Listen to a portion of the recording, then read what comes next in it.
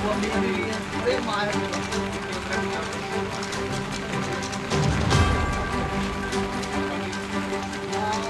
एक हम लोग भोट में एक गांव में गए थे और दूसरा सिंघनखेड़ा गांव में था, और उसमें हमने वेरिफिकेशन करने के लिए मैं गया था कि कहीं पे राजस्व प्रशासन किसी का मुआवजा किस प्रकार से किस दर से तय कर रहा है, कितना उनका नुकसान है और सही प्रकार से मुआवजा तय हुआ है कि नहीं हुआ है। जनपद रामपुर में बाढ़ को लेकर जिला प्रशासन अलर्ट। जिलाधिकारी रामपुर भ्रमण पर निकले, जहां सबसे पहले जिलाधिकारी भोट गांव पहुंचे, जहां पर एक मकान बारिश के कारण गिर गया था, उसका निरीक्षण किया। और सिंघनखेड़ा गांव में भी एक मकान गिर गया था, उसका भी स्थल पर जाकर निरीक्षण किया। जिलाधिकारी ने सभी उप जिलाधिकारियों को निर्देश दिए हैं कि कहीं भी कोई मकान की क्षति या पशु क्षति होती है तो तुरंत उप जिलाधिकारी या तहसीलदार मौके पर पहुंचे और जिस हिसाब से भी उनका नुकसान हुआ है उसकी मुआवजे के लिए कागजी कार्रवाई कर उन्हें मुआवजा दें।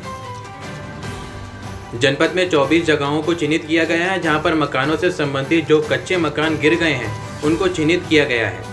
और उनके मुआवजे के लिए उप जिलाधिकारी और तहसीलदार को जिलाधिकारी ने जांच के लिए कहा है। बहरहाल रामपुर में बाढ़ जैसी स्थिति नहीं है, लेकिन बाढ़ से निपटने के लिए जिला प्रशासन की तैयारियां पूरी हैं।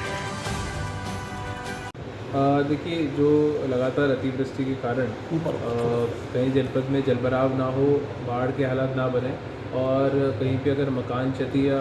जनहानि या पशुहानि होती है तो उसमें माननीय मुख्यमंत्री जी की डायरेक्शन है कि तत्काल सभी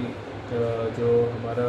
राजस्व प्रशासन है वो लोगों को राहत उपलब्ध कराए। तो उसके क्रम में सभी एसडीएम्स को भी हमने एक्टिव किया हुआ है और जहाँ जहाँ पे भी ऐसी घटनाएं हो रही हैं तो लगातार हमारा तहसील प्रशासन वहाँ पहुँच के मदद कर रहे हैं। उसका सत्यापन करने के लिए मैं गया था। आज एक हम लोग भोट में एक गांव में गए थे और दूसरा सिंघनखेड़ा गांव में था, और उसमें हमने वेरिफिकेशन करने के लिए मैं गया था कि कहीं पे राजस्व प्रशासन किसी का मुआवजा किस प्रकार से किस दर से तय कर रहा है, कितना उनका नुकसान है और सही प्रकार से मुआवजा तय हुआ है कि नहीं हुआ है।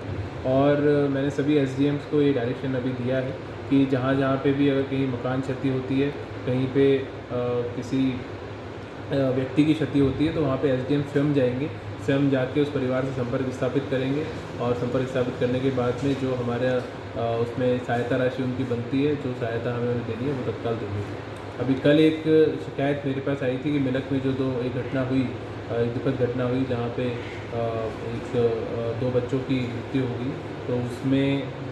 वहाँ पे हमारे राजस्व प्रशासन में तहसीलदार और वहाँ के पुलिस के इंस्पेक्टर पहुँचे थे, एसडीएम नहीं पहुँचे थे, इसलिए मैंने कार्रवाई करते हुए उन्हें मुख्यालय में अटैच किया, हटा दिया है वहाँ से। सर, राहत दी गई जिनके मकान टूटे हैं, किसी को पैसा? हाँ, उनको मकान दिया कि हम लोग राहत दे रहे हैं। एक परिवार का पूरी छत गिर गई, उनको 1,20,000 रुपये की राशि दी जाएगी, और जो दूसरा मकान है उनका बरामदा आंशिक रूप से गिरा था, उसमें 6,000 रुपये की राशि दी जाएगी। और